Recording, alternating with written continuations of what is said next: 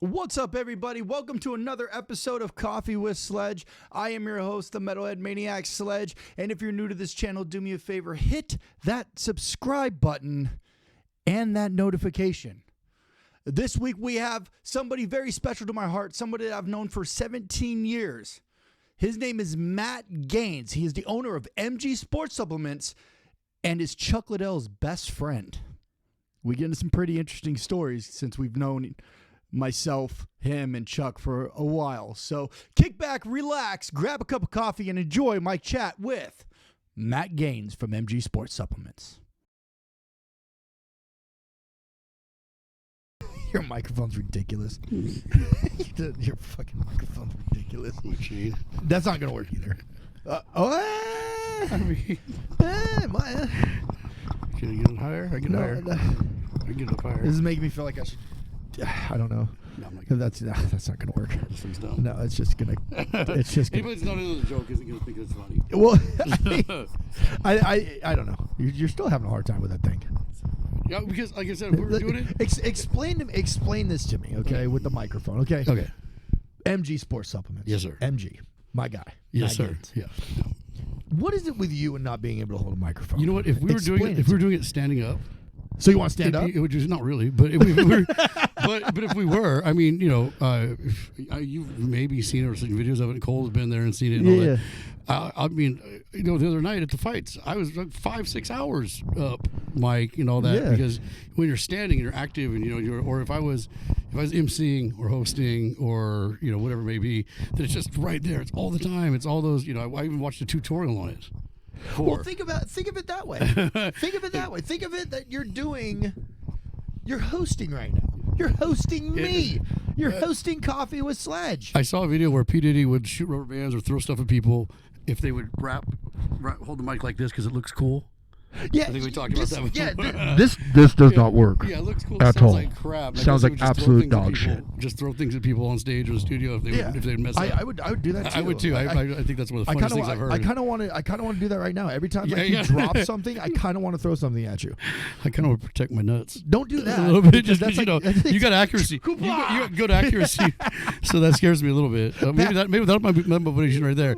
If I see your leg come up, yeah, or that look, you know that was one thing, but the look, yeah, or that, yeah. Bro, I've known you for 17 fucking years. That's crazy to me. 17 years, bro. Yeah. And you've been through everything you can think of, bro. Between the two of us, we've pretty well got it covered. Yeah, absolutely. Yeah, absolutely, man. I just want to let's get into your background just a little bit. Sure, right? yeah. Absolutely. So to introduce people to you. Yeah. To my audience to you. Sure. Okay. You're Matt Gaines from MG Sports Supplements. Yes, I am. You are the longest reigning sports supplementation place in San Luis Obispo standing. The old people corporate GNC has about 3 years on me. They've been here for about 26 years. Fuck you, GNC. I'm just kidding. But going into what you were saying, you don't want to lose any potential sponsors. That's something you want to. I've known you for 17 years. Yes, sir. And you've been around you just passed what, 20? Just passing 21 years. 21 years. Yeah. It's in the supplement October game. 1st. Is that tomorrow? October 1st is today. It's today. Oh, today. Hey, happy 21st birthday, MG Sports. That's today? That's today. October 1st Dude, happy is today. 21st birthday, MG Sports. Fuck October yeah, 1st. dude. Yeah. We wow. We're doing something. We're doing it right now. There it is. All right. Fuck yeah, Celebration, bitches. Yeah. Happy to have you here for it. Hey, happy to thank be you for here, setting bro. up my company birthday party. Hey, there it is. Yay. I actually had because I had my cheat meal here. Yeah. Right. I actually had a birthday cake, legendary Pop-Tart thing. So yes. Yeah. So technically, it was a celebration of a birthday. Shout outs. Shout out, Legendary Foods. Legendary Foods, man. But you've been in the not the podcast game, but you've been in the supplement game now for 22 years. Yeah. Right? Yeah. Kid grew up in Bakersfield. Mm-hmm. Right? Mom and dad. Yep. Okay. Yep. You're super close with your mom. Yes. Right? Mm-hmm. But you were, if I remember correctly, you were kind of picked on when you were a kid. Yeah. And I know I was as well. Mm-hmm. Right? So that's kind of why you started like lifting weights. Yeah, absolutely. Was because you were getting picked on a lot. So you were building what I call your shield. Yeah, absolutely. I like that. Yeah, you were building your shield. Yeah. When I first started, I was so small. I didn't get a growth spurt until, I think after my senior year. Really? Yeah. Matter of fact, when I was 21, my feet grew a full size, and that was before any kind of growth hormone stuff or any kind of stuff like that. That was just a late in life. And everyone thinks that sounds cool. I got a little bit taller. You got to buy all new shoes, and you know me well enough to know what that means. Yeah. That's not just a few $100. No, that's like, that's a few $100. Stop. Yeah. But yeah, that's just what I wanted to make myself as big as possible, because I felt like the bigger I was, the more intimidated it would be, less work I'd have to do. Then I realized learning how to defend myself as well as making myself as big as possible was a much better route, a much better way to go. Did you get in some fights when you were a kid? I did, and I didn't really have a short temper or anything like that. They were mostly defensive fights. Okay. Yeah. I've had enough. Yeah. I've had enough, and you just snap. And it's those fights where, like high school and stuff, where you're walking to the principal's office, go to see the dean, whatever it is in your school. Yeah. You're walking there together, and all of a sudden, you go, here's our story. And when you walk out of the dean's office, you guys are best friends. Yeah, you guys are best friends now, and never an issue. All good, man. Like, man, you got a good one on me. That left was solid. Yeah, dude. Yeah, we're. You tell them one thing, I'll tell them the other thing, and we'll be all right. We'll be all right. We're done. We're cool. And they send us back by ourselves, and we just have the bro talk the whole way there. Yeah, right. That happened 3-4 different times, and I don't regret a single time. Well, no, because actually they turned out to be like some of your best friends. I had one of those. Oh, absolutely. I had one of those where the guy, he would pick on me constantly. Just picked on me, till finally I got frustrated. Yep. And I was like, fuck it, let's fight. And it was like my first fight I've ever was in my life. Yeah. And then we became like, we've been friends now for 20-something, 30-something, it's insane, like to think about the stupid shit when we were kids that sometimes can actually, because I know I was a troubled child when I was growing up. Yeah. That could lean towards sometimes not getting what's the best way I'm looking to put this, the best outlet, like weightlifting and stuff like that. A lot of people sometimes turn to harming themselves. Absolutely. Self-medicating is one that comes a little later in life sometimes. Absolutely. Or earlier, unfortunately. Yeah. And that's kind of like, did you have anything like that where it was like possibly what you were thinking about, like possibly hurting yourself when you were a kid? Or yeah. I mean, late kid, not like young kid, anything like that. So like more in your high schools? So high school and after high school. And then we'll talk a little bit later. Really? Yeah, we'll talk about it later. But, just maybe some things within the last 10 years or so, even more recently. Yeah. So we'll go over that stuff. I mean, we've both been through some stuff. Yeah, man. Those couple of videos you put out, and the one that you did on that report about you and all that. I'm sitting behind the counter just crying, hoping nobody comes in. But it was crying, but it was like happy tears because I know you now. Yeah. And I think you probably came in like an hour later, and I'm like, I'm all right. I'm fine. I always like to pop in. You never know where I'm going to pop in. I always like to just pop in and say what's up, just to make sure that you're doing okay. Yep. But yeah, you're a college graduate, which is awesome. Mm-hmm. Cal Poly, business degree, right? Business management, right? Yeah, business administration with focus in marketing and management. What the fuck does that even mean? I mean, they can't take it away, right? Right? No, I don't think they can. Can they take degrees away? I don't know. Well, if you cheated, probably, but I. Yeah, but who the fuck's gonna know? I didn't cheat. It just took me incredibly too long to finish. How long did it take you to finish college? It took me 7 years. I went to 5 schools over 7 years, and ended up here, and don't regret it. Stayed.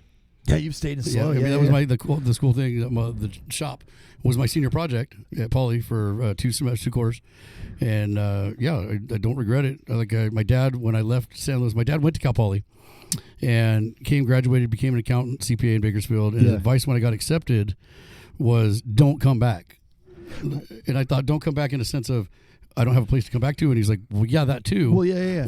Don't come back. Yeah. But go at the same time, yourself, go do stuff. Yeah. Get out of the heat and whatever. I still go back and visit my family and all that and whatever. But I've gotten so weak now when it comes down to heat temperature, like it is in here right now. Bro, it was so hot, like a couple weeks ago outside. Like we were having that heat wave. Yeah. And at home I don't have AC. Oh yeah. Right? I was melting, bro. And then like I'm doing, I'm streaming as well, so I got the lights on. Yeah, all the lights. And I'm just dripping. Computers are running. Just thank gosh I got an AC unit now. Yeah, absolutely. Okay, congrats. That's awesome. Yeah, I installed that today. Thank you. God. I got my bill. I got my electric bill here. Cole and I were grabbing some dinner. And I won't say what it was, but it was enough where Cole went, are you fucking Wait, what? Is this for 12 years? Nah, dog, it was hot. It was hot. We got 3 coolers technically. We got the tanning booth running, and the air pretty much 24/7. But anyway, yeah. So don't come back. Don't come back. Yeah. Don't come back. That was it. Stay. Figure something out, and that's why I decided it was actually his idea for me to do a business as my senior project. That's awesome. So why the supplement route? There was not a lot of competition. There were other stores at that point. I think there were 3 GNCs in SLO. Wow. There was a Supplement Direct store who was also here before. They're not here anymore. I think they're out in Nevada now. But see, GNC a week before I opened, another store opened up in front of me over at the gym that I was SLO Athletic back in the day. They just popped up one day, scared the crap out of me. I almost pulled the plug. Wow. Yeah. They had a lot more money, a lot more experience and stuff. But they were from Bakersfield also, and they came over here and saw there was a market. But I didn't care if it was what kind of business. It could have been donut shop, sandwich shop. It could have been boot repair. Bro, we'd be having a whole different conversation right now if it was a donut shop. We'd be sitting in much bigger chairs right now. They're like wheel chairs. Yeah, that's the case, man. I mean, I got access to all of this, and I'm still struggling.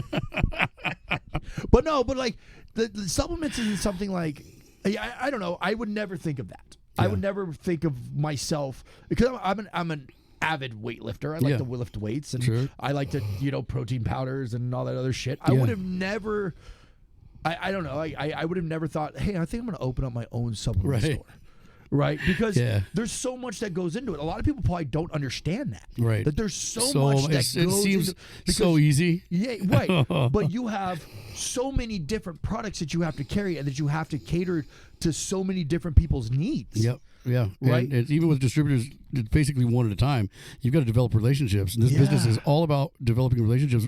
Whether it's vendors, manufacturers, customers, it's all relationships. Right. And if you got a bad attitude, and you don't like people, you're fucked. I'd be fucked. I can't stand people. I'm just kidding. But yeah, and you started MG Sports Supplements, and I'm going to say it nicely, but kind of like a shoebox to a point. Yeah, kind of. It was just like, one wall with one layer of supplements. Just one row. My favorite part of it was back when I was still in school and I had the idea for it. They really wanted me to not just write up a plan, but actually, learn by doing. That's Cal Poly's motto forever and all that. So I went to the sports forum in downtown SLO. I leased out the back wall behind the counter, a little 10x5 spot or something. Yeah. And I would do farmers market every Thursday night here in SLO.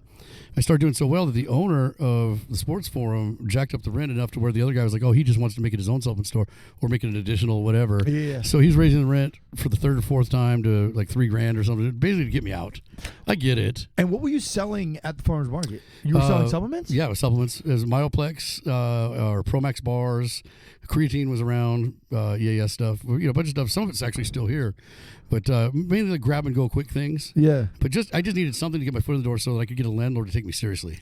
Did you go and like buy these products and then resell them? Yes. Or okay. Yeah, I went out and I found some places that would take a chance on me, some wholesalers, national legitimate wholesalers. Yeah. I got my legitimate resale ID license and all that stuff. And I mean, that's the thing about this is, that was 23 years ago for that part before the stores. Right. Because I'm only counting since I opened on California. I'm not even counting the sports forum and all that stuff in the 21 years. So there was 2 years of that also. But yeah, I would get wholesale accounts and sell, and I'd sell. The lowest we ever did was 0, and I think the best we ever did was like 200, just ecstatic, straight to the bank.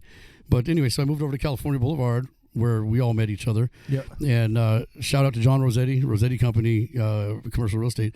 He believed in me, and he put me in one of his buildings that he built in a great prime spot over there, 2 blocks from Cal Poly. That's where we were at for the first 16 years. But like you were saying, we had 1 row on one side, 2 rows on the other side, and then the rest of the store was just empty. Yeah. We had a banner for a sign, no tables, no gondolas, nothing like that. And you were working 24/7. Yeah, pretty much. When you weren't going to school, you were running the shop because now you're a business. This is your income. This is how you're going to make a living. Yep. And it's kind of you're going to have to work, or you're not going to make any money. That's exactly right. You know, like to be honest, and that's with anybody though. Like, when it comes to your own personal business, right? It's like I can't afford employees. Oh, absolutely, yeah.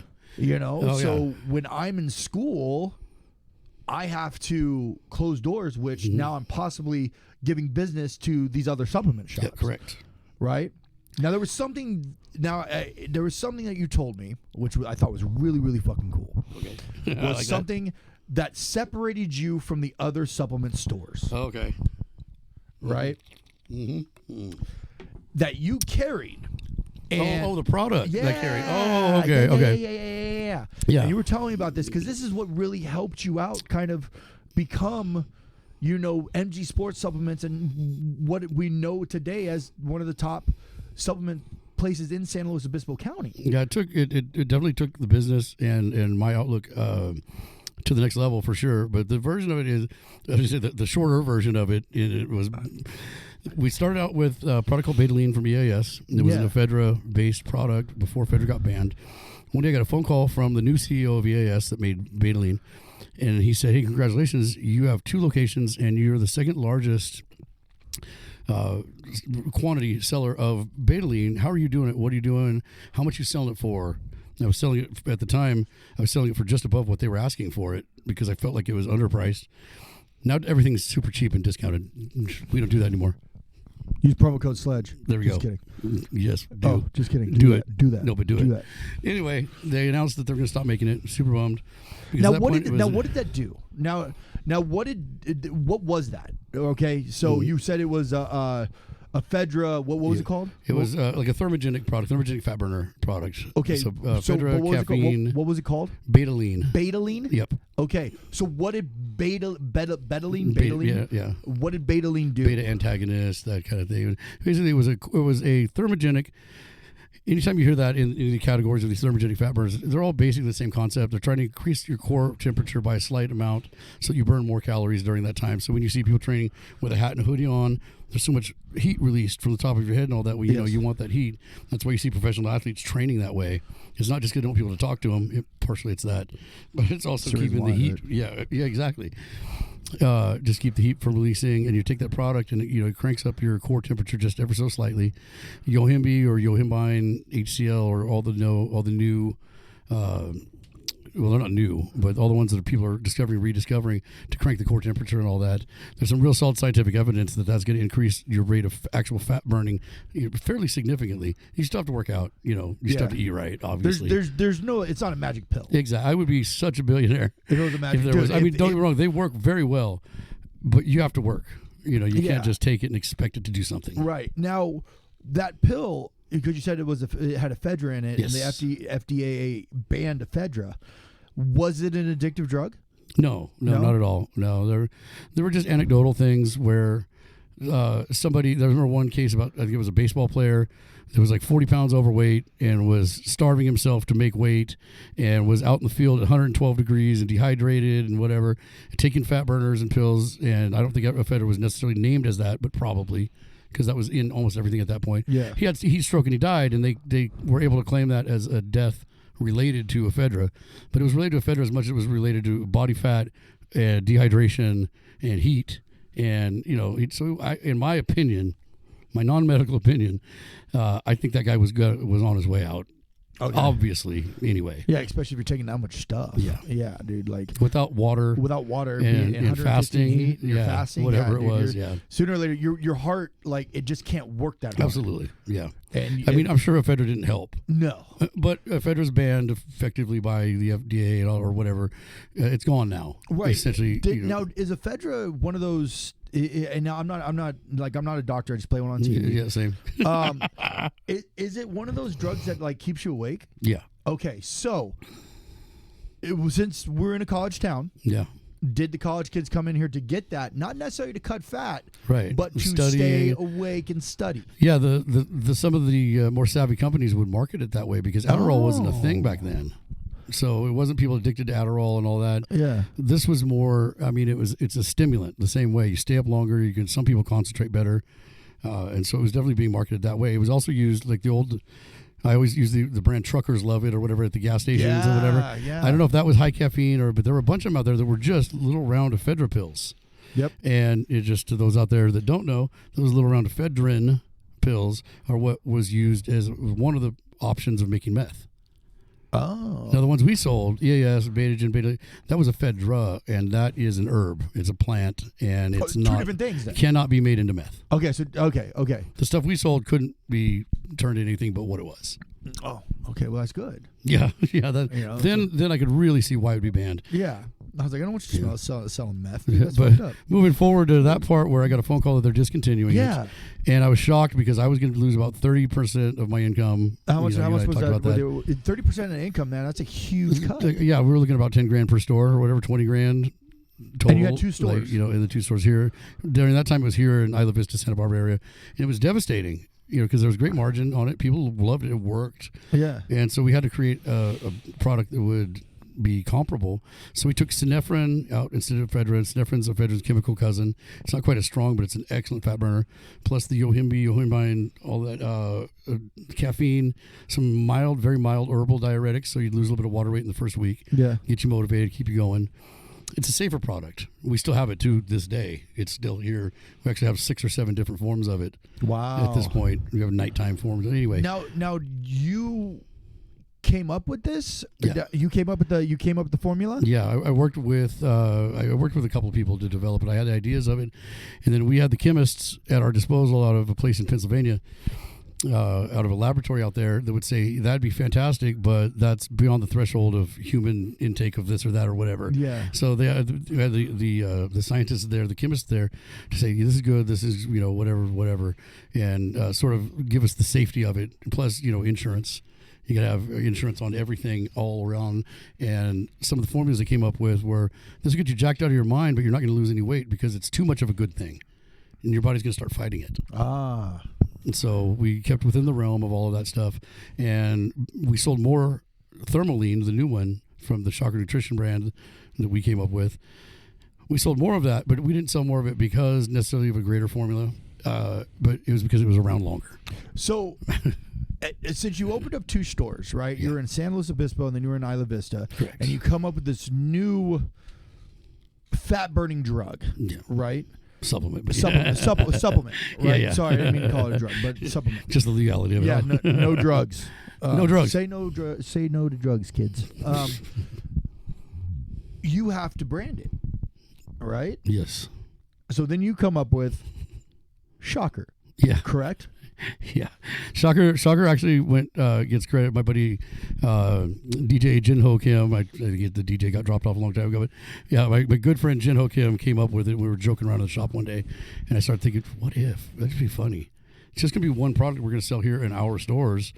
Nobody's really going to know what that is. Yeah. So let's do it. And the next thing I know, it's on bodybuilding.com. It's in 100 stores everywhere. And moms at the trade shows are like, ew. What the hell? What the hell's going on here? Yeah. Why are you wearing a Shocker t-shirt? On the hat. On the hat. Shakers. Yeah, I used to be sponsored by Shocker. Absolutely. I know, man. It was awesome. I think you might still be. I don't still know. might be. I don't know. It could be. But no, it was awesome though, because like now all of a sudden you're building a brand. Like MG Sports Supplement was already kind of a small brand, Right. but now you're jumping into the supplement realm yourself. Yeah. Now you're starting to make your own supplements underneath the Shocker brand. Yeah. Now, this is a pretty competitive industry. Did any of your competitors have problems with that because you were already selling their product in your store? Right. And then now you're rolling out your protein, because you did a protein, right? You did a protein. Yeah, we did several proteins. Several proteins, and you did a number amount of like pre-workouts and now you were doing the fat burner and so on and so forth. A lot of these other companies were like, well, why? Because you're carrying our product. Why are you going to start doing your Right. own? Yeah. And then we're having booths at the trade show right next to them. Yeah. And right. they're Because starting now to get a you're little bit. Somebody's nipping at their ankles a little bit. Yeah. Even though they're multi-million-dollar companies, they're don't like watching for the competition. compa. Oh, not at all. They no. fucking hate it. You know what? Something I forgot about, and again, my buddy Keith from EST. Yeah. EST Nutrition's been around forever out of Florida. I met him because he came. I think he was either going to serve me with a cease and desist or something Really? for our Inno Extreme product, because he had a product called the same thing. Mm-hmm. But we made the product around the same time. and were marketed very differently. He was selling, I'm sure hundreds of thousands of units, and I was selling hundreds of units. Yeah. And, just locally. And it was great because I thought, oh man, this guy's such an asshole. And we ended up becoming great friends. Same thing like the bully situation. Yeah. Keith isn't a bully, but he came at me protecting his brand. Yeah, absolutely. And he didn't come at me like an asshole. He's like, hey, you know what? He extended a courtesy to me and he said, talk to my lawyers. How many do you have left? How many bottles do you have left? Why don't you go ahead and just sell out all of those and then we won't have any beef and we'll be fine. And I think maybe 3 years later, when I was sold out, he's like, I don't give a shit. Make more if you want. Go ahead. And he came and visited here, and we see each other at shows. So it's another one of those excuses, don't be a dick. He wasn't being a dick. I wasn't being a dick. So that worked out to be awesome. So, but anyway, back to what you were saying. Yeah. Did you catch heat from any of the other ones besides him? Not really. That was the most direct one. I got a few phone calls. We were using a product called 7-Keto DHEA, which is a patented fat-burning product. We're using that in our Thermaline Extreme. We still are, but we weren't using it. Our distributor wasn't licensed. Our manufacturer wasn't licensed to use it. And since I decided to be nice to the guy and call him back and not duck him, he's like, everyone's ducking me that's using our product. And I'm losing hundreds of thousands of dollars. Instead of suing me or our manufacturer, he sent me out 36 bottles of the raw product by itself, and I think he sent drums of it for free to the manufacturer of it in exchange for them agreeing to only buy from him and all of it. And he could have sued, maybe not us, but he could have sued the crap out of them. Yeah. So anyway, we caused some beef that way through those things. But no major heat. Yeah. Which is good. Absolutely. That's a great thing. Yeah, well, right? I'm a fiend for insurance and legality. Yeah. Which anybody in business needs to be. So that's helped, I think, but we haven't had to... haven't had to really use any of it yet. Right. And then, we're going to touch on this, which is cool, is you met your best friend in college, right? Yeah. And your best friend became one of the biggest, I'm going to call him the biggest. He was the face of mixed martial arts. Yeah, UFC specifically. But I'm going to say mixed martial arts. Because even before Japan, so on and so forth. Even with Pride and all the other. Pride and so on and so forth. Like with the Iceman Chuck Liddell. Yes. Right? And with him putting the Shocker brand, your brand, in the cage. Yeah. When he was the hottest fucking thing on the face of this earth. Yep. I remember we would go down and party, me, you, Chuck, the whole crew. Yep. And we had to fight people. Yeah. Off of him. Yeah. And he was just like, literally. I just want to hang out with my friends. Can I just hang out with my friends, please? Yeah. And we're sitting there, we're fighting motherfuckers off because they keep trying to get him. He was the hottest thing he still is to this day, right? Yeah. He's still great. Yeah. Right. He'll always be great on great. Yeah, absolutely. Great dude. Absolutely. Shout out, Charles. Shout out. Hey, what's up, buddy? Hey, buddy. No, anyway. So that really helped the Shocker brand. No, tremendously. Tremendously, yeah. I mean, his influence and his support was just fantastic. Yeah. Yeah, it was pretty amazing. So eventually he was winding down his career his career is still hot as fuck right now. But he was winding down his MMA UFC arena, and like any other smart accounting degree holding,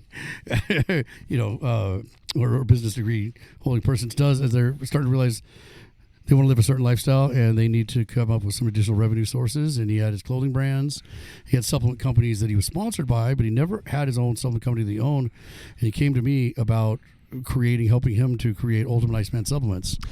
Let's get to that. Sure. We're gonna get to Iceman. No, you're good. You're good. You're fantastic. You know what I'm happy about is you're holding the microphone. Well, no, that's what I'm happy. I'm my hand. That's what I was doing. Dude, you're straight. Brother, you break it, you buy it. When I start feeling, wait, didn't I? Yeah. No, we don't get to get that. Anyway, you break it, you buy it. Yeah, you break it, you buy it. I did buy it, motherfucker. Oh, well then I guess you can break it. Okay. No, anyway. Afterwards. Anyway, you're starting to go. Your business is starting to boom. Yeah. You're starting to creep up the roller coaster. The best way to put it. Right. Yeah. Right. Clink, clink, clink, clink, clink. Exactly. Right. Yeah. Great metaphor. And then Iceman gets what really kicked off the Iceman career and the UFC's career was The Ultimate Fighter. Oh yeah. Oh man, season one of the Ultimate Fighter, because this was a make or break for the UFC. Oh yeah. This TV show right here was a make or break was funded by the UFC. No one funded this motherfucker. Oh, I didn't know that part. Yeah, no one funded it. Okay. Right? It was a make or break for the UFC. If this didn't work for the UFC was closing its doors. Oh, wow. I didn't know that part, but I can see it. Yeah.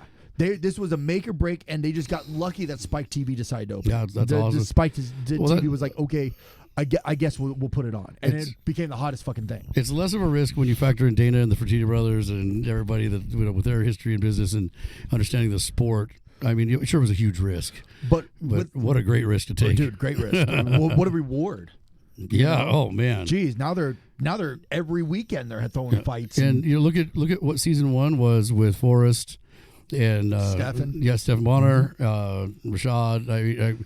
I don't even want to start naming them. Seth Petrozelli, Mike Swick. I don't want to get it because if I forget some of them, I'm going to get some nasty ass emails or texts. No, you'll be all right. You'll be all right. Don't worry about it. Love you guys. They probably don't love all of you. Yeah, we love all of you. Anyway, what I was getting at is they didn't really know a whole lot about supplementation.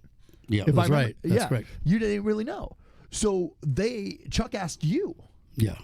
So he flew you. Yeah. So that was before the Ultimate Iceman supplements when he was just there doing his thing and all that. And these guys that were having horrible joint problems and weren't doing anything about it, was fixable problems. Very easily fixed. And guys that weren't getting enough calories in, for whatever reason, or just enough protein, whatever it may be. But just, easy fixes. Guys are having trouble sleeping. Guys are having trouble getting up. Well, the thing is, though, is like people don't understand, and it's still kind of like a novice game. Yeah. Right? That, I mean, it's getting more like mainstream just because of the internet and so on and so forth. Right. But like back in the day, pre-internet, I guess would be the best way to put it because it was still internet, but it still wasn't. It was. I get it. It's not like it is now.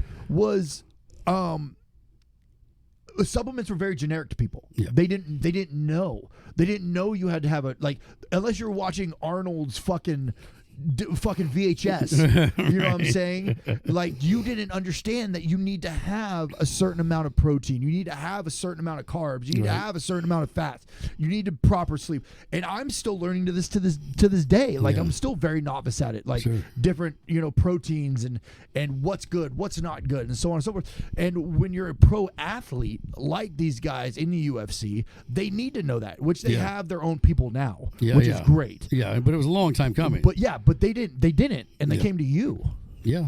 Which was fucking cool. Yeah, it was. I remember there was an interview that Chuck did with bodybuilding.com. Yeah. And they printed out in their magazine, and it was on their website. It's still on there, actually. Yeah. But I didn't expect this at all until one day somebody from bodybuilding.com, Jeremy DeLuca or somebody, hit me up and said, hey, check out this page or check out this whatever. And it was an interview with Chuck, and it was talking about his training and his diet. And he said something about, well, that's why I only take what Matt tells me to do. And they're like, well, who's Matt? He's like, Matt Gaines in my hometown in SLO.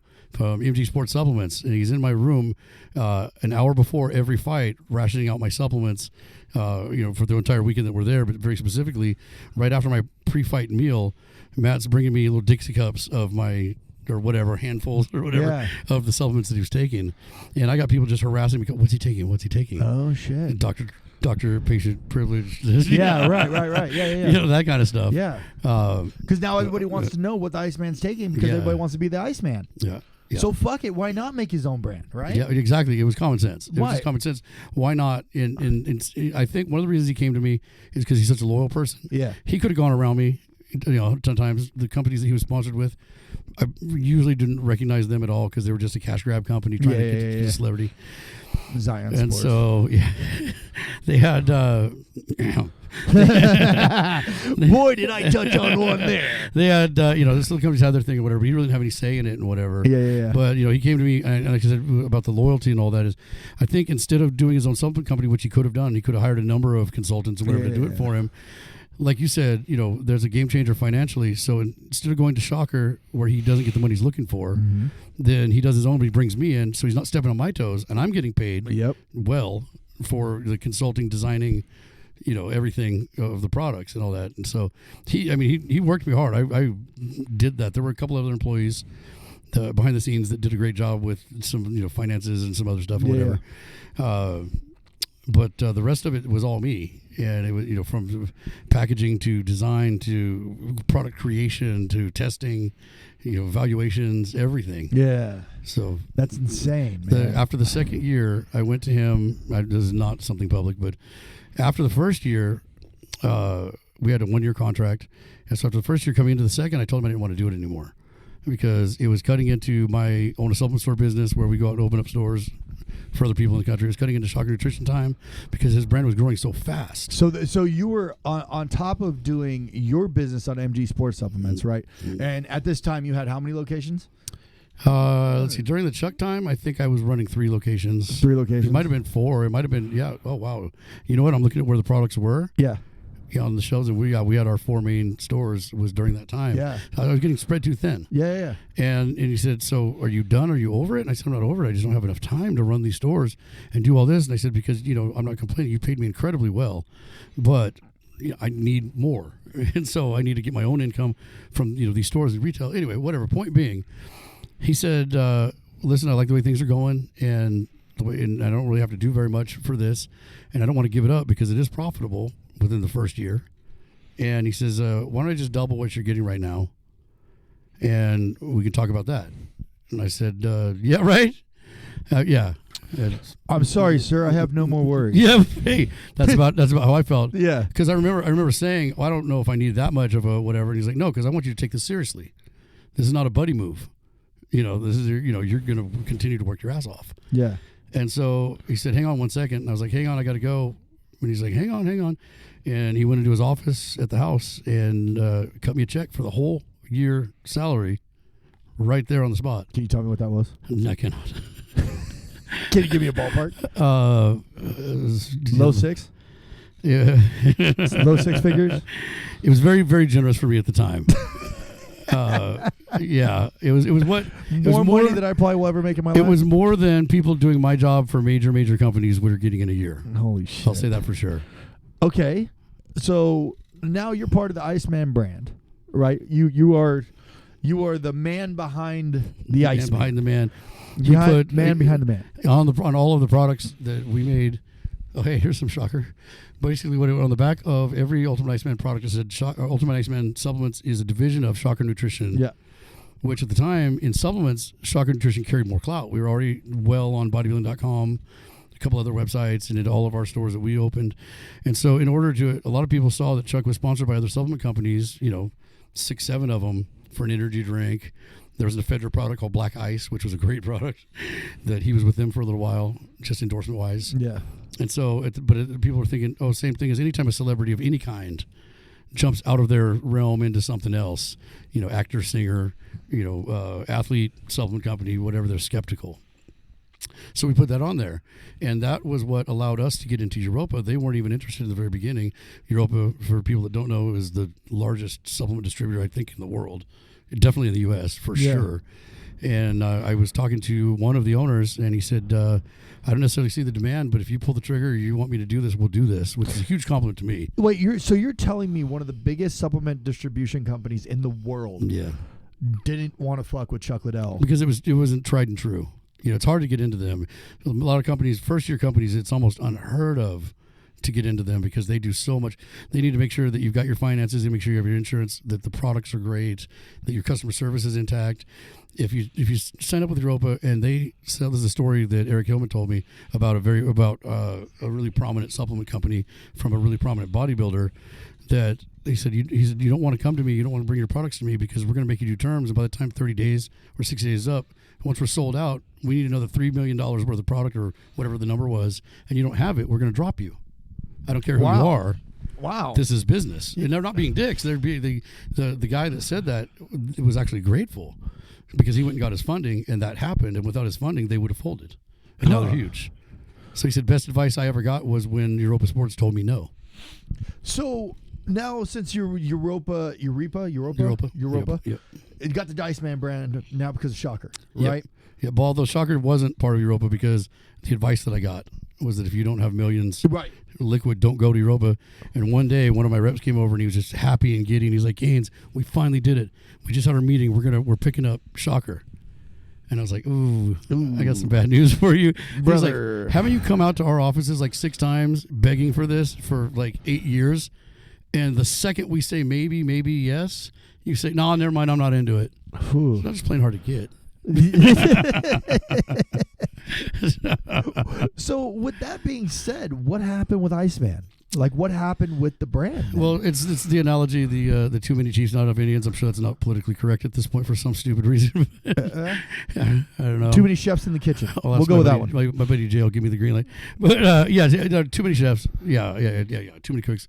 Too many cooks in the kitchen. Did I say too many chefs? Yeah, too many chefs, not enough cooks. So too many people in charge, basically. Right. But I thought you were the man. Yeah, I thought it was too. Oh, okay. I also thought I was going to be the only employee until we really needed them.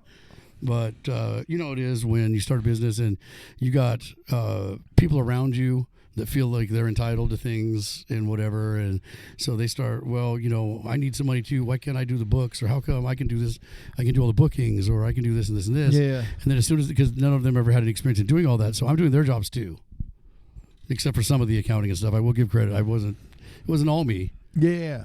It was 90% me, and Chuck's time in dealing with this stuff was 90% not me. I'd show up and drop off a check, need a signature on a contract. That's it.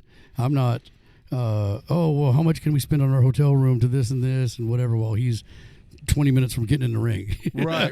You know? Right. He's like, I don't give a fuck, dude. And so with him, he had enough money, enough clout, or even enough satisfaction with where he was at financially and personally, that he didn't care as much about making money. He saw that it was a profitable business, exactly like he wanted. But my takeaway from it was that he would rather just have the peace. The day that it fell apart, our hotel room wasn't authorized to go meet Europa for the introduction to get them to carry the brand. And I'm up there with Natalie at the time, and she did our booking, and the cards declined because the person in charge of it said, "What's this charge? Oh, we don't need that." Didn't call me anything, and just canceled it. Oh. So I called Chuck, and Chuck was running to catch a plane, and was like, "Oh, I don't fucking have time for this right now. I'll call you back." So we hung out in the lobby for like 3 hours until I decided to just pay for the room and get over with. That's what I would have done. You know, like, come on, like, this is just dumb. Yeah. And basically, and this is before the second year pay increase, because otherwise I wouldn't even asked. Yeah. You know? So anyway, he calls me back and he says, like, fuck it, it's over. That's it. It's it. We're done. Company's done. Whatever. Keep the rest of your salary, obviously, but you know, this is about 18 months in. And I was like, no, you know, just calm down and call me back later. Call me back later. He's like, I don't want to talk to anybody for 2 days, period, but just do what I said. Oh, shit. Okay. So we go up to the rooms and we have dinner and we're just discussing it. And I just made a decision that I was going to go to the meeting anyway. And just, you know, without Chuck's approval. Without, even worse, he pretty much told me not to. Oh, no. Not in so many words, but he also said the company's over. Tell Europa I'm sorry. And that's not exactly what I did. Yeah. And so I went in and I got the new contract signed for the second year and all that, and had a flawless, amazing meeting with all of them. On the way out, Natalie's like, "You're an idiot. What are you going to do when he finds out about, you know, that kind of stuff?" But I mean, the dude, he's not, this is an analogy. He's not like an animal. You know what I mean? He's not going to just, you know how it is. Yeah. People think that if you get pissed off, you're going to bite their head off and kick their ass. You know what I'm saying? But in certain circumstances, it doesn't require that. Anyway, so I just did what my gut told me to do. And I went against the whole shut it down because I'm looking at potential of unbelievable amounts of money and fame. He could have, like, in 48 hours, 2 days, he could change his mind and be like, okay, we're back on. Yep. And you're like, well, guess what, brother? I went to that meeting. Yep.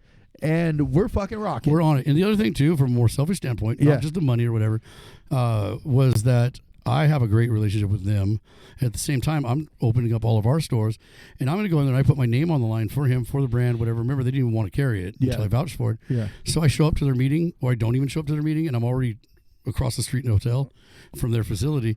So I just don't show up, or I call them and I say, hey, guess what? The brand's gone. then my clout and ability to use that brand for any of my stores or any of my businesses Goes bye-bye. Gone. Yep, They absolutely. would close my accounts. Yep. They'd cut off all of my stores. Yep. They would cut off everything. I'd be blackballed from all of it. So I did it, I want to say primarily because I saw the potential in it, but I also did it for, You got to protect your brand. Yeah. That's it. Bottom line, you got to protect your brand. Yep. Because number one, you feed yourself, right? Yeah. Honestly, man. Most of the 'cause time. MG Sports Supplements, needs to feed itself, you know? And that's a big betrayal to them as well. And they didn't do anything wrong. Right. And so that happened. I told him about it. He was, okay-ish. I mean, a lot of this is kind of fuzzy. It's because he hit you. Yeah, because he hit me so hard. I'm joking. So hard. Remember that time you said he didn't hit you? I woke up 3 days later because I was hungry. Yeah. Yeah, but anyway, we did some other business deals and some stuff like that. Yeah. But I feel like it put a dent in the friendship. I don't know for sure that that's the case, but I think it put a little rift in it, which I understand because he told me not to do something and I did it. And he went behind behind his back. You went behind your best friend's back, especially when it has something to do with money. Yeah. And you went and you did it. Yeah. And that on my thought process is betrayal. Yeah. He had just given me a large amount of money up front. Yeah. But also, and I think he understands this. Like I said, we've talked a bunch since then, a bunch of times. It's just never come back around to it. So I know that at some point we will talk about it. But I felt like he would understand eventually that him pulling the plug on Ultimate Iceman was pulling the plug on MG Sports and Shocker and Own a Supplement Store. And I would have been involved in lawsuits. Yep. And I would have been just screwed. And knowing him being the kind of person he is, he probably would have taken care of all of that. Right. But it still ends my career. Yeah. Yeah. But anyway, so that was that. And like I said, I'm sure someday we'll talk about it. Well, and hopefully you guys do, and you guys clear the air, which you guys are still friends. Oh, we've definitely, we're great. You guys are still friends to this day, which is fantastic. At the LA Tito fight, at the last one, he pushed security aside and he came around, he grabbed me and he held me for like somewhere between 5 and 50 minutes. And people taking pictures and he's whispering and he's like, I love you so much. I'm like, hey, man, I'm proud of you for the fight. And he goes, fuck the fight. I miss you. All this, whatever. And I just had chills, head to toe chills the whole time. Yeah, that's cool, man. So that was our last, maybe a text or a quick call, but that was our last real conversation. That's for now. Up to now. For now, he's not gone. He's always going to be in my life no matter what. Yeah, dude. Whether he wants it or not. I think that's fucking awesome. So now you're fucking cruising, right? You're rocking, man. You were fucking. You're the man. You're Matt fucking Gaines. You're a town legend. Is the best way to put it. I'll tell this story since the card's right there.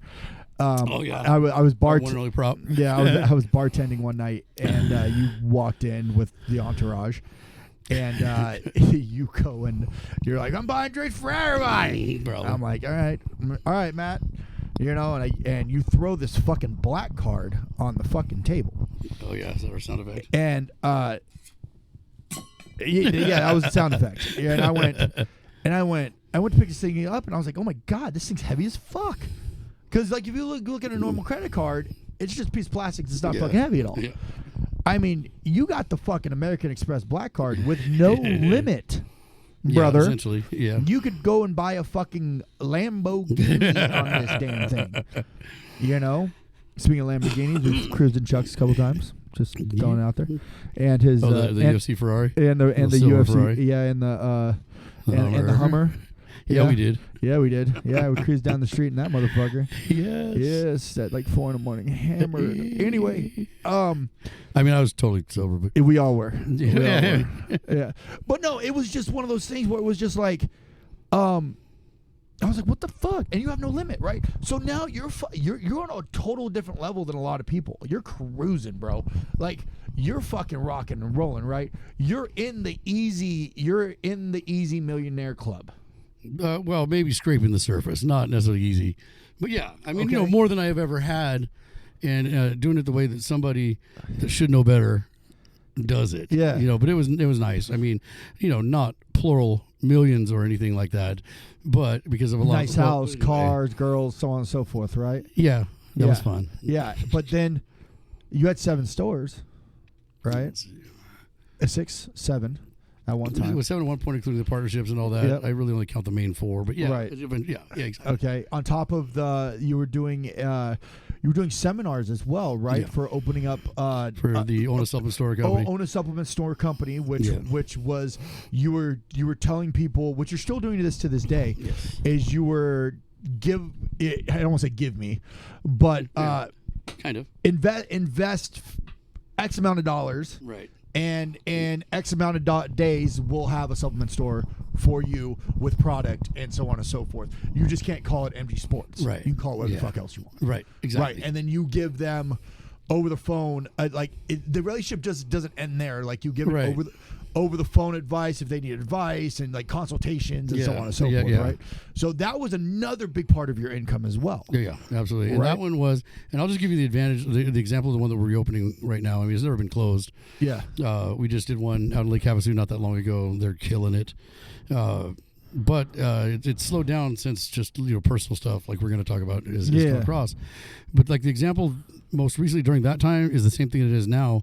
So what we're offering up is my little quick plug here for it, but it's basically Own a Supplement Store. It's not a franchise. It's basically we're a consultant, so we don't charge that fee. We don't charge any ongoing fee after that, and they can buy from anybody that they want. They don't have to buy through us. Yeah. And because if you're going to succeed the way that our stores have, you can't just go chopping them off at the feet every chance they start to make a profit. And franchises, they can take away your franchise if you're not selling enough or buying enough from them and that kind of stuff. We don't want to see that. So we went and undercut it because I had faith in our pricing and all of this stuff. And so what it is then and now, it's $85,000. You get a turnkey supplement store like what you see here, including products, shelving, inventory in the point of sale system. But the main benefit, anybody can do that for $85,000, maybe not as much inventory. Anybody can do that, but they're not going to get the pricing that we get by far.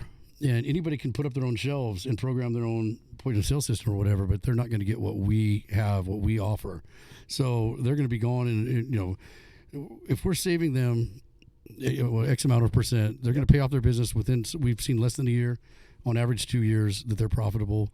And so at one point, Europa's franchising division said that we were the most profitable franchise, consultee, licensee, whatever, in the country, and I think we still are, based on numbers, not based on percentages of open. So, say Vitamin Shop or GNC opened 1,000 stores. Well, you've seen they've closed 800 of them or whatever. And so by percentage, we were by far the most successful of that category.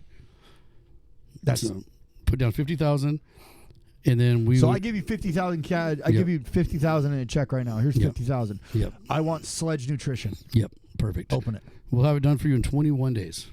Hell yeah. In the U.S. or Canada is 30 days. Hell yeah. So you guys, Sledge Supplements coming soon. Yes, sir. 50 grand down, 35 at when you hand over the key. Can I borrow 50 grand? Yeah. Hell yeah. Sledge Supplements coming soon, baby. No, I think it's a great idea. I do. I think it's a great idea. I would love my own supplement line. That'd be awesome. I never even I've thought about it, and I was talking to a supplement company. I don't even know if they're even still around. You actually used to carry their pre-workout. I'm not even going to fucking mention them.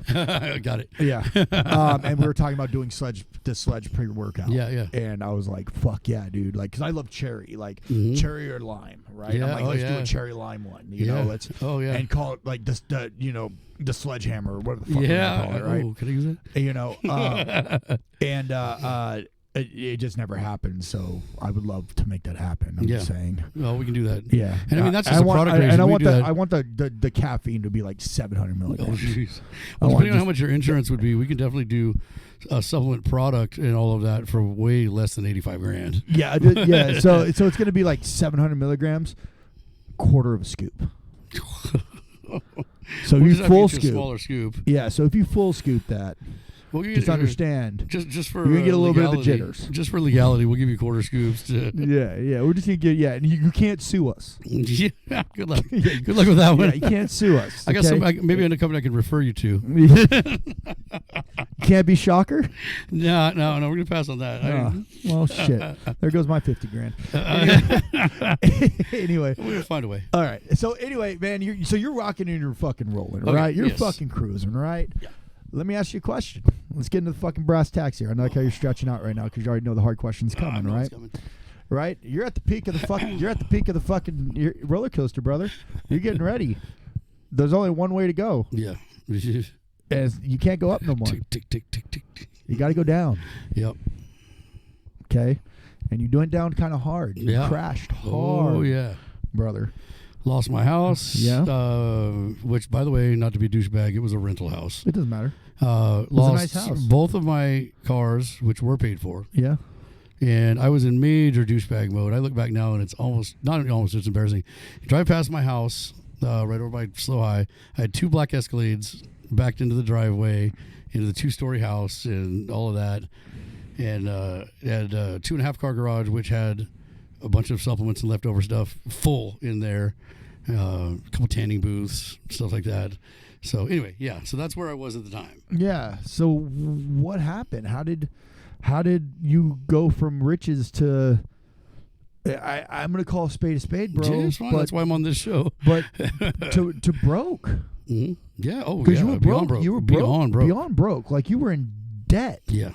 Bad debt. Bad debt. Like what happened? Because like, you would think that you would be able to, with all the investments and all that stuff cruising, you would be able to maintain even without the Iceman supplement. Correct. Yeah. You know, and I understand that some of the stores closed because they were building Starbucks and they gradually just kind of cut your lease. Totally get that. But priced out of the market. Right. And that's okay. That's not all of them. That's just a couple of them. That's okay. That's okay. But with that, you just kind of you lose that income, but at the same time you save income because you're not having to pay the rent on the place. You're not having to pay the electric and all that stuff. So you're kind of technically saving money to a point. It mitigates some of the loss, but at the same point, though, if the business cost me $10,000 a month to run, employees, insurance, everything, all that, but I was making $20,000. Right. Right. I'm still losing $10,000 profit wise. Yeah.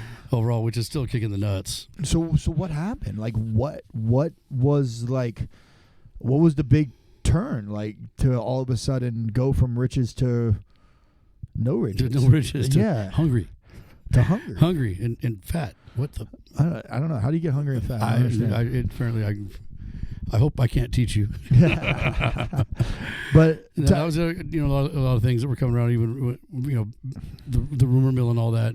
That I was on a bunch of coke or a bunch of other whatever, and we've talked about this. And we cut the plug right now. The first time I tell a lie, that's the agreement that we've got. Yeah. And part of it was the jokingly, like if I was doing blow or amphetamines or whatever all the time. First of all, you would see it in me. Second, I wouldn't be the heaviest, fattest that I'd ever been at all in all that time. And where the hell would I have gotten the money? That's the other part that a lot of people have said. So that the salacious version of it is not as exciting as it would sound to be, when we talk about it originally. So what? But was it? Is actually we were going. What was it? What was it? You're still dancing around the question. What was it? That's true. And I guess money wise, when I did have that much laying around, if it was a bit, I could have come up with money for drugs. But if I'm just thinking about it objectively from anybody else's point of view. But okay, so what was it?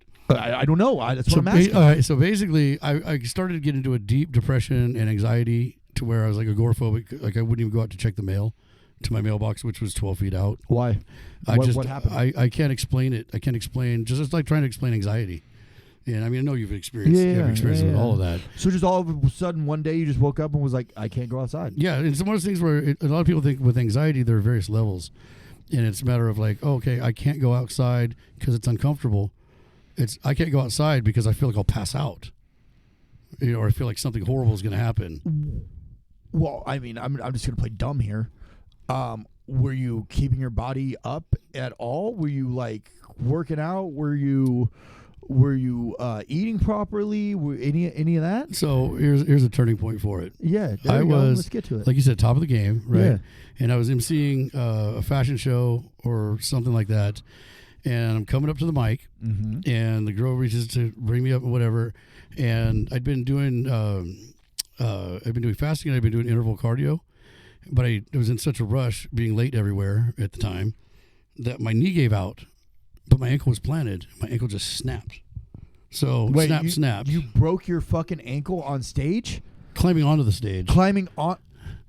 At a fucking fashion show? So as I have the microphone and I'm already mic'd up, hey everybody, welcome to this venue. Yeah. And we got all these amazing people here tonight and all this. And then, hey, all right, hang on, let me get on up there. And she goes to pull me, and it just twists. My foot is planted firmly, and it just snapped in half. There was a guy that was trained to be an EMT, and he tried to take some beer cases to try to make a little splint out of it or a stent or whatever out of it. Shout out to that guy. And not really, because when he let go of my said, foot, not really. No, because when he let go of he goes, okay, it's good, and I was like, are you sure? And he lets go, and he goes, ugh. So it was worse. He made it worse. So fuck you, dude. Yeah. Anyway. Yeah, he said he was training to be an EMT, just for the record, but he needs to train a little more. Anyway, so yeah, that happened, and went to the hospital or whatever, and I got the pins put in and all that stuff, and then our buddy Mask from Tap Out passed away. Yeah. That next week or 2 weeks later. That was very sad. Terrible. Yeah, and so he had his funeral in L.A., Yep. and there was no way I wasn't going to that. Yeah. And so the doctor just said, that's fine. You're going to be in the car for 5-6 hours each way. Just keep your foot elevated and do whatever. And I didn't do it. I mean, I did it for a little bit, and then my buddy was getting tired of my foot on his dashboard or whatever. So I just didn't, because I didn't think it was that big of a deal. Yeah. So that ended up turning into a pulmonary embolism. And there's a DVT when it starts to climb its way up. And I didn't have any symptoms until it got to be almost too late. And so what happened is it saddlebagged. I had a blood clot that saddlebagged directly on my lungs. So basically, I called a friend of mine that is an ER doctor, and he said, this is what it sounds like to me and whatever for a blood clot. And you need to get to the emergency room immediately. And I said, I got to work in Paso today. And he goes, you'll be dead before you get to Paso. How long did it take you to the bathroom? So to get up and go pee in the morning from my bathroom, which was right there to that door, basically, it took me about 6-7 minutes because I couldn't catch any breath. I had no oxygen at all in me. Not all, but I mean, very limited. Yeah. Oxygen. It sounds like the Widowmaker. It sounds like the Widowmaker is it's when one of your in your heart, you have the valves in your heart, right? Yeah. This one kills most men. Yeah. When it clogs. That's why it's called the Widowmaker, right? It's like a 90% chance you're going to die. Oh, yeah. When it clogs. There's like 10% of people that fucking live. Yeah, right. Oh, this is shout out to Dr. Rushdie Cotter here in San Luis at all the rotating around all the spots in the ER. That guy caught it, which is amazing because the doctor that was on point that was there when I got in was like, "Hey, Rushdie called and said you're coming in for this." He's like, "That's something you don't catch over the phone. That's something you don't like. Oh, this is the medical diagnosis." Now, did you drive yourself or did you call the? I drove myself over because I still didn't think it was that big. I went by the shop first, then the slow shop first. And it picked up. I know. And then I drove myself over there, and I parked in the area to get into the triage. Yeah. And finally, somebody saw me struggling to walk, and they come out with a wheelchair and they come grab me. I didn't even call ahead or whatever. Oh, that was nice. Because I was an idiot and I didn't really think of, and I'd never heard of that before. Really, pulmonary embolism, and they got me in immediately, just rushed me right in, and the doctor's like, "You had a very small amount of time." I was like, "Well, like 3 hours." He goes, 3 minutes from when I saw you. Jesus. So they did all the things they needed to do with emergency blood thinning and all this kind of crap, and so that was huge. And so that's something that I don't know if you've ever talked about the burden that caused, that started, and what that did on top of the depression and anxiety that I was already starting to build. But it wasn't I didn't have the agoraphobia. Obviously, I was getting ready to go to work, but I still felt some sense of it. So I got very lucky. If it wasn't for Dr. Cotter, I wouldn't be alive at all. Right. So you're in that's insane. Like, I didn't even know that. You never told me that. I don't like to talk about it. No, and that's fine. No, and that's kind of why we're here, man. Is that? And I'm glad you're here today. Now are you saying that like some of the medical bills or what kind of? Oh, that was huge. What kind of sunk the ship a little bit? That was huge. Yeah, that was a huge part of, because it was one of those things where when I was in there for, I want to say 10 days or something like that. Yeah. ICU for like 5 or 6, and then regularly, and they're gonna let me go, and they held me another day, and back and forth and whatever. Yeah. And that was. You were partying pretty hard though back then? Well, this is the uplifting chapter then, but yeah, I was. But they let Chuck in because he's friends with the surgeon, but also with everybody else, and they did try to tell him no, and he's like. Yeah. And so I want to say it was like Chuck, Antonio Banuelos, I think, maybe Dan Liddell. I forget who all was in the group with them. I'd only been there for about 30 or 40 minutes, and they got me up. And so they told him I was up and fine, but it could only be family. And he said, "I am family," or something like that. And he comes walking in, and he just gets over my bed, and he's got tears in his eyes. And I'm like, the hell? Apparently, I had no idea, but just recently, very recently before that, he was training with somebody, one of his friends from forever, and he saw him that day, and sometime that night, the guy just dropped and was just gone. And Chuck was very distraught because I'm not going to lose another fucking friend, over this shit. Yeah. Do you need anything? Can you do anything? And they're just trying to kick him out, to try to get me to sleep or whatever. Yeah. But I mean, that made me want to hang on even more, obviously. Yeah. But anyway, so there was that. That part sucked. They finally released me. Then, so I got the ankle, then the DVT, and the saddlebags, then the medical bills. When I went to go check out, and I was signing, it was like $313,000 or something. $25 aspirin. Yeah. Here's another one that I'll say about this was that when I was in there, my family has a history of addiction all the way through. Yeah. And for the first 2 weeks I was in there, they were giving me 2 Norcos and 2 Xanax every 2 hours. Wow. Yeah. Because I had mentioned anxiety and I had mentioned pain and, whatever, and I was still hurting from my ankle and all that stuff. So I finally went to my doctor and I said, hey, listen, when I get out of here, and they go, don't worry, we got plenty of them for you. I was like, I'm not worried about that. I said, I explained the very addictive thing or whatever. He switched over to Advil. Well, that's good. Or whatever it was. Those were, I want to say those were more expensive than the drugs. That's not reasonable. But it was something ridiculous. Like if I would have known $25 in Advil, I would have just gone back to sleep. Yeah. Yeah. My pain level wasn't that high at that point. It was high, but I was used to it. So what brought on the depression? So after that, when I got out, yeah, during that time, I'll share this with you. So I was also going through a breakup at that time. The girl that I thought I was all in love with went back to her ex-boyfriend or something like 2 or 3 days before this happened. Wow. And so she just ended it and whatever, and I was all messed up about it. And then the night before I went on stage and did the ankle thing, I had a rabbit named Otis, and Otis was my road dog for like 12 years, and he had kidney failure. He had all these crazy things that humans couldn't survive, apparently, what the vet said.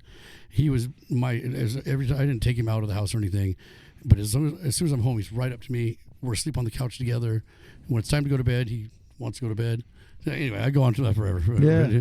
Anyway, he died in the middle of the night. No, boy. And a friend of mine, I hauled ass to the pet emergency to try to, he was still breathing or whatever, and we lost him right there. Then the next day I had my pulmonary embolism. And, the next day was when I broke my ankle. That's right. Then the embolism happened 5 days later. So we had been broken up for a week or so, and the rabbit had been gone for just under a week. So I'm just devastated left and right, just all over the place. And I don't feel like my friends are there for me the way that they should be. Yep. And then I start feeling bad, like, well, what did I expect? Maybe I'm just a piece of shit, So that sucked. And my mom did a great job of, she worked for an insurance company. Now, so while you were going through all of this, we'll get to your mom. She's a beautiful woman. I don't want to sound like mama's boy after this interview and all that. No, it's fine. She's a great person. We only talk every other month. Absolutely beautiful. Absolutely beautiful person. Yeah. Who was running the shops? Natalie was running the shops, pretty loyalty. She was my right-hand person for years. Yeah. But I had regular employees as well. So you were still making money while you were still going through all of this. Right. Yeah. I was still making money going through that. Then I went into, after all of this stuff was going on, and if you have questions on any of that, let me know. But all of this was going on. I was not working for, 8 or 9 months, not actually working shifts. So back at the time, I think minimum wage was like $12 or $13 an hour, and I always pay above minimum. So say $14 an hour to these people to run these stores where I can't take any of that because I can't take away from any of that because I can't work. And so then money just, I had great employees, great salespeople, but nobody does it the way that I do it. Same thing with, any of our businesses. Yeah. We do it the way there's a reason that we are successful. You can't clone yourself yet, unfortunately. And so I was kind of losing money hand over fist during that time. So that sucked. So at this time, while you were going through all of this stuff, how many stores did you have? Let's see. At that point, I want to say it was just San Luis, Atascadero, and Paso. And then Atascadero closed? Atascadero closed. So Kennedy Fitness, the gym in Atascadero, opened up an additional location. I'm just saying the locations for our listeners and all that, but it's about Atascadero is about 20 minutes or so from here. Yeah. And then 10 minutes from there, they opened up this beautiful, brand new, gigantic facility, and we had the rights to go build a place from the ground up, dirt, to get it to exactly the way we wanted it. 3 tanning booths, 1,200 square feet of supplements, all this. So I decided I was making money okay in Atascadero, but it was starting to drop, and I just decided, you know what, when Paso opens, we're just going to move everything to there. Liquidate the equipment stuff. So we did that, and that was a nice little boost. So I did end up making more money by shutting that place down. Right. And so but anyway, so during that time I had the 3. The Atascadero store was the one that we had talked about another time. Just a little side note. I don't want to have hashtag Chuck Liddell in this because of all the credit he gets in these stories. But just an example of him being a good person. I went to him to buy out this existing supplement store in Atascadero, and he didn't question me at all. And he sent Reed Harris from the UFC to come talk to me. Yep. Mutual friend of ours, good financial advisor, and make sure it's not a bad idea. Because apparently Chuck had already said yes. He was on set filming something somewhere, and he's like, "Hey, buddy, I don't have time. Call Reed." And I had the money the next day, which was amazing. Oh, yeah. That helped me to buy that store and keep going and moving on. And then the money from that helped me to build the Paso store from the ground up, from the profit I made off of that money after I paid him back. So that's where we had all of that. And so anyway, I'm getting into depression, starting to get into more pain as the recovery. Are you self-medicating? Yeah, I'm still taking some of the Norcos that they gave me. Are you drinking on top of that? Oh, yeah. Oh, hell yeah. Okay. No, limited because I was scared because of all the stuff I was putting in my body and liver function and all that stuff. So, I mean, it reduced them, but still way too much than I should have been. I'm gonna ask you. I'm gonna come straight with it because that's just what I do. Yeah. Were you doing PEDs while you're doing it all as well? No, I just dropped off of everything. Just dropped off of everything because there was no performance to enhance. I was just there. Do you think that was one of the reasons for your depression though? Is because you went. And because when you go off of stuff like that, like the PEDs and so on and so forth, it fucks with your mental. Yeah, your brain chemistry, it does. Yeah, especially and you know so that long. because you're in the fucking fitness industry, right? Yep. So you're off all the fucking PEDs. You got a broken fucking ankle, right? Your girlfriend just breaks up with you, right? And you're going through some shit. So do you believe that could have been a little bit of the problem as well? Absolutely. You being off PEDs? Oh, yeah. I mean, I don't know about being off. I'm sure that psychologically definitely affected me. Yeah. But I think just the whole experience was really the catalyst to my downfall. Yeah. But yeah, no, it's definitely kind of interesting. So you're going through all this stuff, right?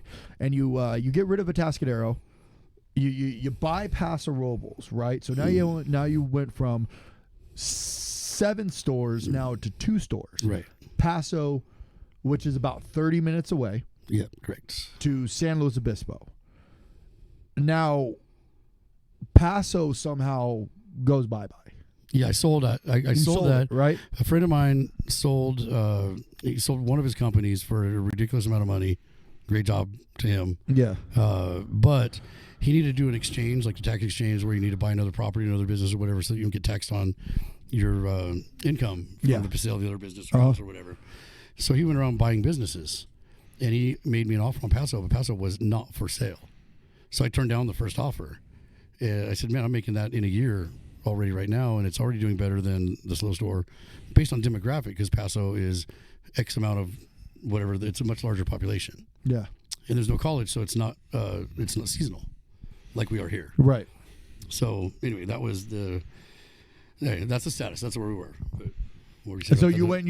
So he came in and he bought out Paso Robles. Yep. So now you're down to San Luis Obispo. And I let them call it MD Sports, but they changed their sign to MD Sports Nutrition, so that legally, as far as billing and stuff, we do that.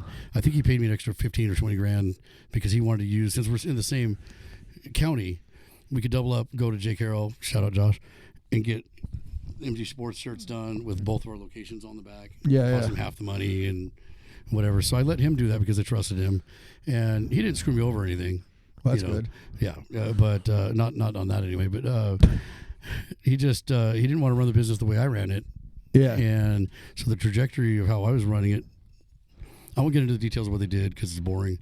But it's their business; it's not yours. Yeah, exactly. You know what they fucking did is theirs. It's not there anymore. Thing. So we'll go with that. That's their thing. You know, 2.5 years later, I was buying out all their inventory and their signs from them because they were shutting down. Okay. So, but you're now you're down to one store. Yeah. Okay. You're fighting depression, broken ankle. You're drinking. You're self-medicating, right? And you've always had a drinking problem. You've always. I didn't. I'm gonna call it. You know, you've always liked to drink. Okay. I drank first, or I got buzzed. Not even drunk. I got buzzed when I was 23. Right. I was at all the high school parties, but I was drinking waters at parties, and I was driving everybody around because my dad was a severe alcoholic. It scared the shit out of me. So when I got into college, when I was in Santa Barbara at college, I didn't drink back then either. Right. I mean, like I would have a beer. If I went out 20 times, I'd have one beer out of 20. So just to fit in or whatever. Yeah, we all did that. Yeah. But then after I got over here and was hanging out with a bunch of people that partied all the time, this is before Chuck and all that. Then I went out one night over to Mother's, and I had 3 drinks in like a 4-hour period, and I felt phenomenal, unstoppable. That great feeling of liquid courage. Oh man. And I'm probably running my mouth with the most useless crap you've ever heard. Anyway, so that's where. But since 23 to 47, I've enjoyed some drinks. I like my drinks. Do you believe that your alcoholism, call it alcoholism, had a little bit of a downfall of the business as well?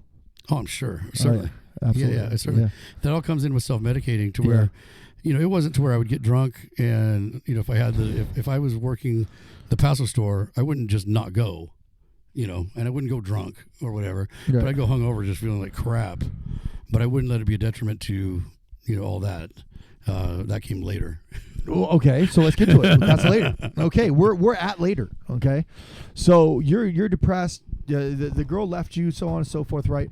You're not wanting to talk to anybody. You're self-medicating in your house, and that's kind of like where things kind of started going down. It started kind of getting there with all that all that stuff, right? Mm-hmm. Now depression kicks in even more. Yes. Right? Your depression kicks in even more. And now you're thinking that nobody wants to be around you, so on and so forth. My friends aren't there for me. We've all been through those stages of depression, right? Where maybe I don't want to be in this world anymore. Yeah. Oh, yeah. Okay. Or better off without me, or whatever you want to tell yourself. Yes. Better without you. Garbage. Yeah. Which is absolutely garbage, right? It doesn't seem like it's garbage at the time. Right. Because you're inside your own fucking head, right? Yeah. And you almost ended it. And it was from a very selfish standpoint as well. As a first time. First time. It's because we're talking about this. It's because we're talking about this. And you see my whole body. I know your whole demeanor changed. Tony Robbins, damn it. No, dude, because this is very therapeutic. Yes, it is. Because you need to talk about these things. Cause you can't keep them bottled up inside you, because sooner or later it's gonna fucking kill you. Bottled up. I see what you did there. You know what I mean? It's sooner or later it's gonna fucking kill you. Absolutely. And I think that's one of the cool things about what this platform that I have, is being able to. It's like a therapy session. Oh, absolutely. It's like a therapy session, and you're free to say whatever the fuck you want. And if you don't want to fucking say it, then you don't have to fucking say it. But I'm going to push you to fucking say it. All right. Well, I'm ready. You almost fucking killed yourself. Yeah. I mean, not any one specific influence. Not in one specific instance. But it was a thought that I had that was very dominant in my mind. How did you think about doing it? A bunch of different ways: gun, pills, no drowning or anything like that. Something quick and easy. How close were you? Because I know when I almost committed suicide, I had the gun to my head. Yeah. Yep. I slept like that a couple of times. I was ready. I was done. I was done with the world. I was completely. I was emotionally, physically just beat to shit. Yep. Ready to go. Fuck it. Yeah. Oh, yeah. Yeah, absolutely. The closest, it was never that close. I slept with a gun a few times, cried myself to sleep. Yeah. And then I just felt like I was such a pussy. Or whatever. But that was just such an easy way out and such a whatever. And then I just my mom came back in the picture. We didn't talk for a while because she just couldn't watch me fade away and deteriorate, And because that's what you're doing. You were self-deteriorating. Yep, and then Dad died. Yeah. And that didn't help. Obviously, that was another kick in the nuts in all of that. And so once my mom came back around, my brother was around, some of my good friends had come back and moved back into town, things like that, and that just started to help me. But I was in counseling, and it was more like, hey, man, you get your shit together. Yeah. Because nobody's going to do it for you. Right. Don't you miss those days? I mean, not all of it, but there are parts that I could definitely have back. Yeah. Without the repercussions of the other bullshit. But, you know, you still went. You with all of this, you still went broke. Like you went mad broke. Yep. Like to the point of like you were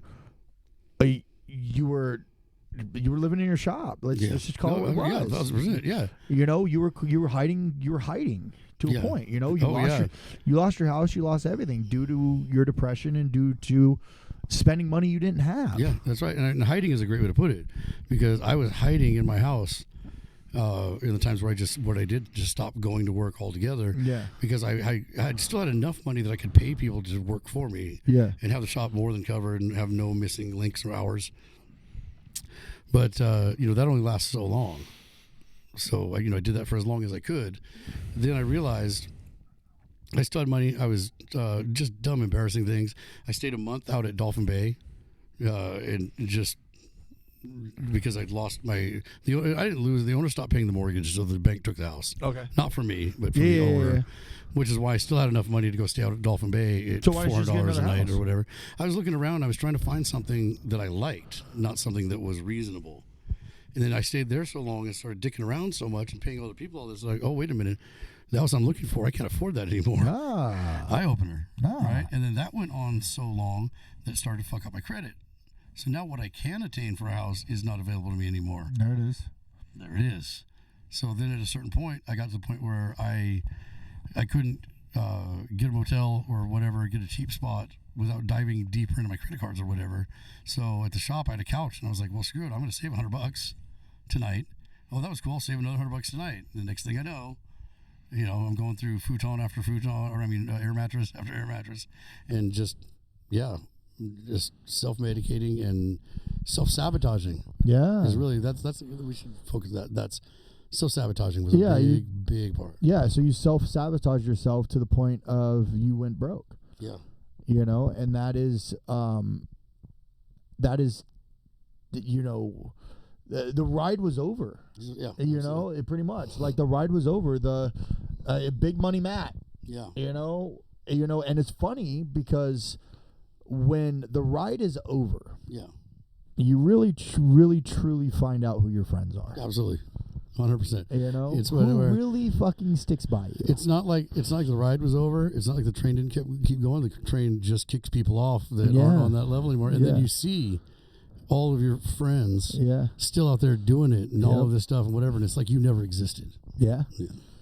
So you're living in your shop. Yeah. You're not really making a whole lot of money in the shop, right? No, correct. And it's to the point of like you're about to lose the shop. Very, very, very, very close. Yeah. So MG Sports Supplements. It was almost gone. It was almost gone. I didn't even have enough self-esteem to try to sell it to anybody because they're going to want to see your charts, your progressions. Yeah, I wonder how much you would even got for it. I probably wouldn't have. At that point, I mean, I could have got a decent amount of money liquidating because we have so much stuff. But besides that, our overall sales, if you were looking at our sales from 5 years, 8 years before, or 2 years before, regardless of illness, they don't care about that. So they're trying to buy a business. Yeah. They want to make money. Right. Hey, I can probably do this better than this guy. You want how much? Yeah. But that just wasn't the case. I just didn't have enough sales. I barely had enough sales to keep the doors open. And so you were like pretty much like back to square one. So, where I was using my credit card every sale straight to the bank. Every sale, go straight to the bank. Not quite sure if you're going to eat that night. Yeah. Because you had to keep the lights on. Yeah. And that's bad. I mean, once you've exhausted 19-cent ramen and all that kind of crap, and you literally have nothing. Like, there was a time for a little while where with my credit issues that I was having and all the other stuff I was doing, stopped paying my credit cards, which, I don't recommend that to anybody if you can help it. Yeah. I didn't have a choice. Yeah. And so all these other things are coming up. And then my merchant services company where I run all my credit cards through canceled my account as well. And so we were cash only for about 8 months. And who carries this kind of cash with them every day? No one does. And we don't. I don't even carry cash with me, period. And I couldn't get it. I mean, it's different now with the services, but I couldn't get an ATM in here for somebody to use their debit card in and whatever. And I mean, at this point, then and even now, we're 95% credit, debit, Apple Pay, whatever, same thing. We're that through. And so I was relying on the cash because I couldn't accept credit cards. So and you were still drinking and self-medicating. Yeah, absolutely. So while you were bringing in, hoping for a sale that day. Yeah. Right. And hey, just so you guys know, we only take cash right now. A lot of people just turn around and walk out. Yeah. So we stopped doing that, and then I would tell them when they got to I would stop doing that, and I'd bring them to the counter and be like, hey, I hope you guys have cash. If you want to run to the ATM, it's right over there at that bank. I'll set aside for you. Yeah. That's humiliating. That's just embarrassing. Yeah, absolutely. But 9 out of 10 people never came back. Obviously. Right. So say you a $60 bottle, a $60 thing of pre-workout or whatever the fuck, right? You would put what, half of it into alcohol? I mean, depending on how many sales we had throughout the day. Yeah. But I mean, I was putting $25 a day into alcohol regardless of sales. I had my one product I liked. Wow. And I got that every day. Wow. And I remember coming in. I remember coming. Is it discontinued? Yeah, I think they quit making it completely now. Tito's? No, it was the apple bourbon that I liked so much. The Crown shit? That no, it was the Jim Beam apple. I don't know if they still make it or not. Anyway, I was drinking. I was going to Rite Aid in the morning because it was long gone by the evening. Oh yeah. Then I started buying 2 of them. Yep. Because I'd want to hit it before I'd go walk across the street. Yep. I mean, obviously, that was miserable. So I was having friends over. Yep. And we'd plow through 2 bottles. At 3 in the afternoon or 7 at night. I remember coming in here and there'd be a bottle behind the fucking table. Oh yeah, that just stopped about a year ago. You know, and I was like, dude, like I could fucking smell it, bro. Yeah. Like I'm sure you could smell it because it would all come out of your pores. It would come out of your pores. You would walk into the shop and you'd be like, damn, dude, there's a stench here. Yeah. And it was an alcohol stench. I'm sure that it was. It was from alcohol. Well, yeah, I know you got alcohol bottles in the trash can. Yeah. You got all that. So, like I said, it stopped about a year ago. I stopped doing that on, that day drinking crap by myself or with friends. Those friends aren't around anymore. Yeah, I've cleared a lot of people out. Hell yeah, no regrets at all. None, motherfucker. Yeah. None. And don't come back. No, dude. Don't fucking come back unless you fix that shit. Done. Then you're welcome to come back. We'll talk. Some of them. We'll talk about some of them. Anyway, Yeah. Point being though, I mean that doesn't sound like a lot of money if you look at it per day, but if you add that up over a month, a year, whatever. And so, I cut out the day drinking and all that, and I just held the bottle there just out of habit. It might be 1 bottle that's there for a week or whatever. Then I started to realize, with the help of some friends, that that's not a good look. Yeah. Anyway. Yeah. And it's not like it really tempted me to grab and drink it at 11 in the morning at this point anymore, like it was back then. But it can't hurt to put it away, or just get rid of it. It can't hurt to not have it right here all the time. Yeah, is that your safety blanket? So yeah, exactly. Yeah. Somebody pisses me off, just take a little shot. Yeah, you got rid of your safety fucking That's blanket. why now I've got water near me at all times, not just for the hydration, but for the, like these smokers start chewing gum. Like that's their like an oral fixation. Yeah, or whatever. So then I started. My trainer had said to me something about drinking a lot of water, and that was one of my trainers, and he had an alcohol problem as well. Yeah, and we talked in depth a couple years ago about how much better his life is and all of that stuff. Yeah, how open-eyed you are, because when you wake up not so cloudy, you could think for the day. Yeah, and enjoy time with the customers and enjoy what I'm doing. Because I used to say I do this because I love it and whatever, and I do. I just didn't have love for it for a long period of time because of the self-medicating. And it turned into a chore. But but I can't. I mean, these are all decisions I made. Yes, absolutely. I don't. No one to blame. I don't blame. I don't blame alcohol or the industry. I mean, I don't blame hot girls for making me broke when I was young. Hey, none of us making me broke. None of us do. So it was all on me. But like I said, just getting into a lot more water and better food. But here's the cool thing. Okay, here's the fucking cool thing. Is through all the trials and tribulations, today you celebrated 22 years of being open. Today. Where which we didn't even realize until we started, but still,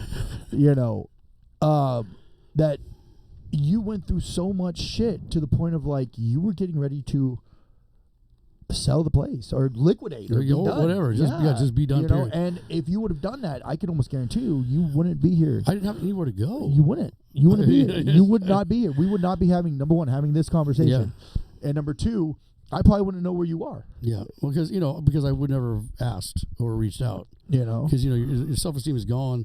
You're so humiliated that I'm sure there are worse comes to worse. If it was worse than that, I definitely could. Or even at the time, even before it got as bad, I could have reached out to several people. Yeah, but I just couldn't do it. Pride, ego, whatever you want to call it, I just still couldn't do it. Because now, since you have your alcohol under control and you haven't quit drinking, and no, I still drink. Yeah, you still drink, but like you have it way more. Not every day. Not every day, but you have it way more under control. Yeah. Your business now is thriving. Yeah. You are now thriving. You actually have money in your pocket. Yeah, we started late today because you bought me customers dinner came tonight. What the the fuck? Feed the machine, bro. Got to feed the machine. You know, if I would have came in a year ago, I would have been buying you dinner. Yeah. You would have asked me to. Yeah, well, maybe. Hey, brother, can you? Yeah, I'm like, yeah, I got you. Don't worry about it. Hey, do you want to get dinner with me? Yeah, you want to get dinner with me? Ah, shit, I forgot my card. Yeah, right. Yeah, I know. We've all been there for that one. Yeah. I see that. Do you have to go? I have to go to the bathroom really quick. Oh, okay. I guess I'll just pick up the check then. You know? Yeah, we've all been there. Right at the finish of the meal. Yeah, right. Oh, did the check already come? Oh, are we out here? Oh, we out here? Oh, cool, okay, let's go. Oh, you already got it? I'll get you next time. Yeah, I'll Venmo you, bro. Yeah, I'll get you next time. There won't be a next time. Anyway, no, but now your business is fucking thriving, dude. Yeah. Like a year later, now since you've gotten your alcohol under control, you haven't quit drinking, but you're done self-medicating. Right. I don't really call, like, if you're a casual drink or you're doing your thing, right. like you've pretty much kind of got your problem under control, right? Yeah, absolutely. I mean, you would say that that's denial. Right. Yeah. But like, and you've also surrounded yourself with people that want to see you succeed. Yeah. And that's important. Is to have a support system, to have that team your behind tribe. You. You need your tribe. Yeah, man, to have that team behind you. Yeah. That wants to see Matt Gaines. Yeah. Not just MG Sports Supplements. Right. Yeah. Matt Gaines, the human fucking being. Yeah. Succeed in the world. Yeah, and I was hyper focused on the people that wanted to see me fail. Mm-hmm. And I just had these delusions of them, making fun of me behind my back. Yeah. And that's why another reason I didn't want to reach out and ask for anything. Yeah. I was in denial at the same time. Yeah. So yeah, absolutely. And like I'll tell you this right now, I'm very proud of you. Thank you. I'm super fucking proud of you. Because like I said, I've known you for 17 fucking years and we've been on the same fucking ride up and down. Right, and now seeing you creeping back up that roller coaster. Yep. Right. Mm-hmm. But every time you hit the top, you go down. Right. So now, and I have the same problem. Right, I always build the snowball, but then I run the snowball into a wall and it fucking crashes, and I got to rebuild the motherfucker. The thing is though is now you got to keep the momentum going, right? Because to be honest, this is all you have. No, yeah, and I realized that the hardest possible way. This is all you have. Yeah. If MG Sports Supplements goes down, Matt Gaines is looking for a job. Yeah. Looking for a job, but it's just different now than it was with that point of it. Like I just saw, I got basically not a job offer, but the closest. Somebody sent me over and said you're way more qualified for this. Yeah. For national sales manager for one of these companies. Hell yeah. And it's $160,000 a year, but with my ambition, and call it ego, whatever you want, that's a shitload of money for anybody. It really is. Yeah. It really is. But I feel like if I put my time into it properly, my own way, that I can get to that myself outside. And I'm not counting the store as anything. Yeah. I'm saying I want an extra $160,000 Hell on top yeah. of whatever I'm doing right now. Hell yeah. There's got to be a way to do it. I bet you I can do it my way. Because you've done it already. Exactly. Yeah. So maybe I can just do that my way instead of going to work for this other company, having to fly all the country for them, whatever. Yeah. I can do that. Love it. And so, and it's not, that's just one company. And so I started looking online. Oh, they're hiring for that. They look for that. All these companies have those positions. Yeah. So why do I just jump on the first one? Hey, all right, let's get the real resume together. Let's get the Tony Robbins Academy on there, because that's almost like and I'll say it, that's almost like an informal master's degree. Yeah. And I challenge anybody to go through that and not say that back to me. It's rigorous. It's a thing. So as we're winding down here. Yes, sir. And running it down, right? Where do you see yourself, MG Sports Supplements, Matt Gaines, the human being? Where do you see yourself in 5 years? I see myself back on top with the knowledge to not make the same mistakes that I did before, not fall in the same traps, whether it's friends, women, cars, whatever. I've learned the value of a dollar. I've learned the value of my time.